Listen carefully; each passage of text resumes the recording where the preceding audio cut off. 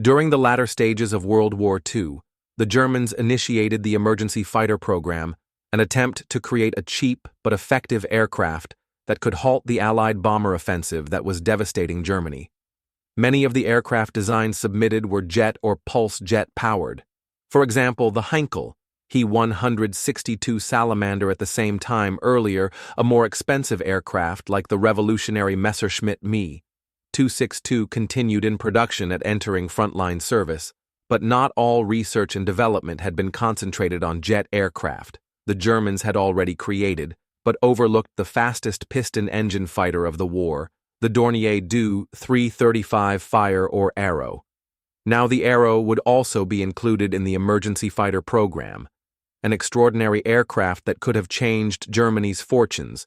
If introduced earlier in sufficient numbers, the Dornier 335 emerged from Dornier's pre-war flying boat designs, some of which incorporated push-pull configuration engines.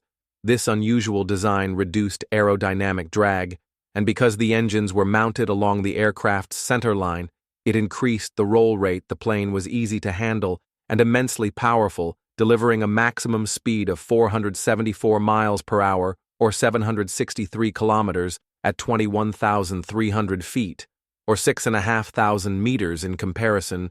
The twin-engined US-P-38 Lightning fighter bomber could manage just over 400 miles per hour, or 660 kilometers, and the P-51D Mustang, the single-seater escort fighter 440 miles per hour, or 708 kilometers.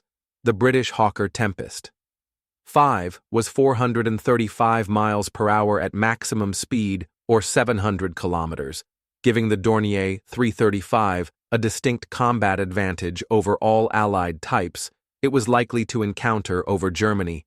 The V-1 prototype first flew on the 26th of October, 1943, making a total of 27 flights. V-2 first flew on the 31st of December, 1943, with upgraded engines, and V-3 on the 20th of January, 1944, with a redesigned cockpit canopy. After 60 hours of test flights, it was clear that the Dornier 335 was both very fast and had very good handling. Orders for 120 aircraft were placed for completion.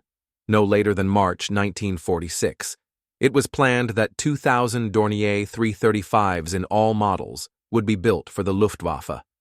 However, the activation of the emergency fighter program caused Hitler to order maximum priority to 335 production. However, bombing of the manufacturing plant caused a delay, and a new line was opened by Dornier at Oberpfaffenhofen. 16 prototype 335s were built and flown, and 22 pre-production aircraft completed and flown before the war ended, for a total of 38 airframes. A training squadron was formed, Air Problems, Commando 335, consisting of plenty of experienced fighter and bomber pilots. German records indicate that the Dornier 335 was intended for action against the fast British de Havilland Mosquito, used as a pathfinding aircraft for the bomber streams. But delays meant that all the pilots managed were a few test flights and delivery flights. The squadron itself did not receive any aircraft until December 1944, when 4 335s were finally on strength, and it suffered its first loss on the 24th of December, when Dornier 335 V4, an unarmed prototype, crashed at Bonnefeld near Koblenz during a transfer flight. It has been supposed that VI-4 fell victim to an enemy fighter, but records are a bit hazy on this testing of the 335 continued all the way into April 1945, and war's end. One pilot attempted to eject from a 335 near Prague. After seeing his rear engine was on fire, the canopy failed to release properly, and the pilot attempted to land instead. At that point, the ejector seat fired, throwing the pilot out, causing severe injuries. It appears that on at least one occasion, a Dornier 335 came perilously close to air combat when testing over Germany.